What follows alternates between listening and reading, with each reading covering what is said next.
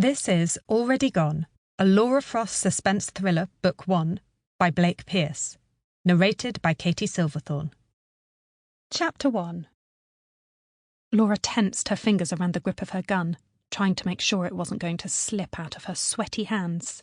She was only one of many agents and cops surrounding the farmhouse, but that didn't mean she could let her guard down. She had to be ready. Around them, a field of overgrown wheat whispered softly in the wind, the only sound that broke the silence of the loose circle of men and women. Each of them was focused on the farmhouse, the peeling paint on the doors, the smashed and boarded-up windows, the hole in the roof. A couple of crows wheeled lazily overhead. Laura tensed her hand again, loosening and then tightening her fingers to ensure her grip. She glanced to her side, where her partner was watching on with grim silence, his eyes trained on the special agent in charge. Most of the agents were also turning their eyes that way, waiting for the go-ahead. The silence from inside the house was eerie. Biting her lip, Laura tucked a loose strand of her blonde hair behind her ear as it threatened to stir in the breeze. She felt like there were ants crawling under her skin. The anticipation was almost too much. There was so much at stake. If they didn't do this right, the man who had kidnapped the governor's daughter would have time to do some serious damage. She was glad she didn't have the responsibility of being the one to decide when and how to storm the building. But at the same time, she itched at the lack of control. She had been on dozens of raids over her career, but never where a child's life hung in the balance like this.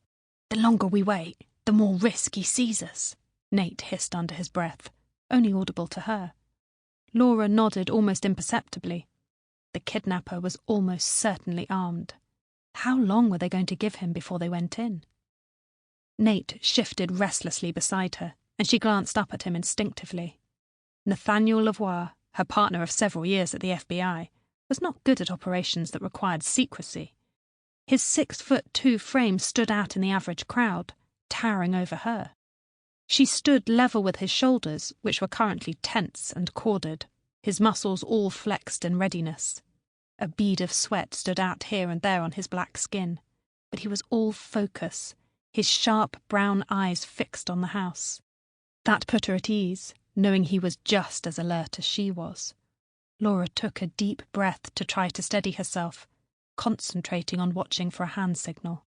When she looked back at the special agent in charge, a flare of alarm went through her. He was holding a megaphone. No, surely this wasn't right. There weren't enough agents on the ground yet. They were still waiting for backup. If they had to go in, Laura thought the better option... Sample complete. Ready to continue?